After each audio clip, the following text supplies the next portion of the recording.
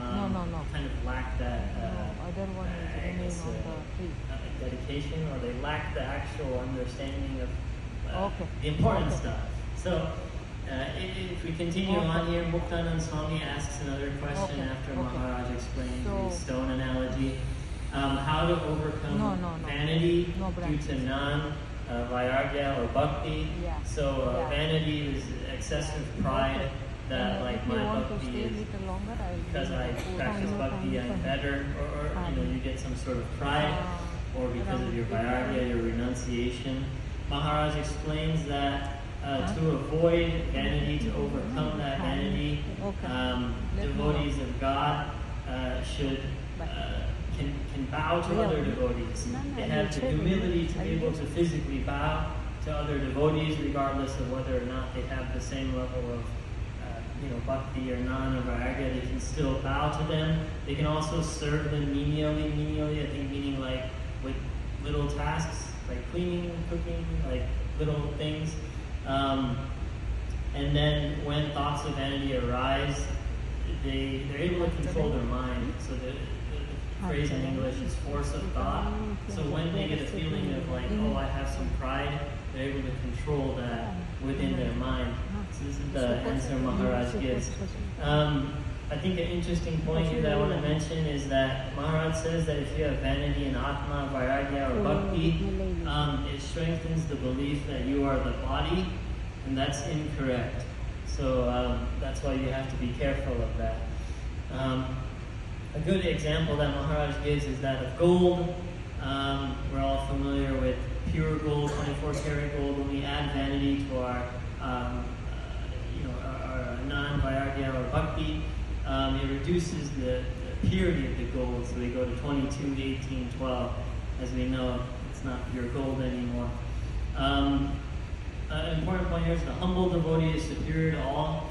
And so even if like you become very good at practicing your bhakti and having understanding, you need to remain humble. That's humble devotee is superior to all. My page here. It's a very long Vatsnamrut, so there's a lot of good stuff. It's probably one of my favorite Vatsnamruts so far. Maharaj explains that infants, like little children, they don't have any vanity. This is how he explains sadhus should behave.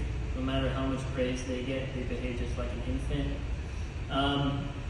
I think Muktanand Swami asked another question. Why does the jivatma still associate with the indriyas and the antakaran, and then become miserable due to like unpleasant thoughts? I don't have the best understanding of the definition of jivatma. I know that there's like atma, and jivatma is like not just but not just you. It's like kind of soul. So soul. Why does it associate with the senses? And then antakaran, I don't know what antakaran is. Antakaran, mind, buddhi, Yeah. chit, consciousness. Okay. And ahankar. Okay. Yeah. So why does like your life your soul associate with these concepts and then become unhappy? Maharaj explains this. I have to read this multiple times to understand it better. But he gave the example of like if you look at like all of the planets and like the Earth and that it's suspended in space, and you think about all of the stars and like the suns and the planets and everything, you can get a better understanding of the Atma versus the non-Atma. So this is an important concept of like there is also a non-Atma, and that's why like you see everything around us, is my understanding. And this will help you, I think this will help you kind of just recognize the greatness of God. And then towards the end of this Vatsnamrut, there's this concept of upasana. Upasana.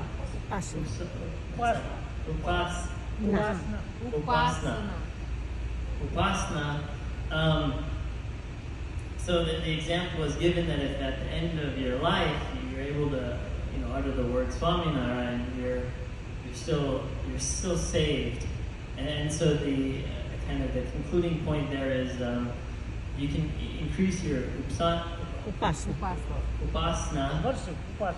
Yeah, my definition was like closeness to God, like nearness.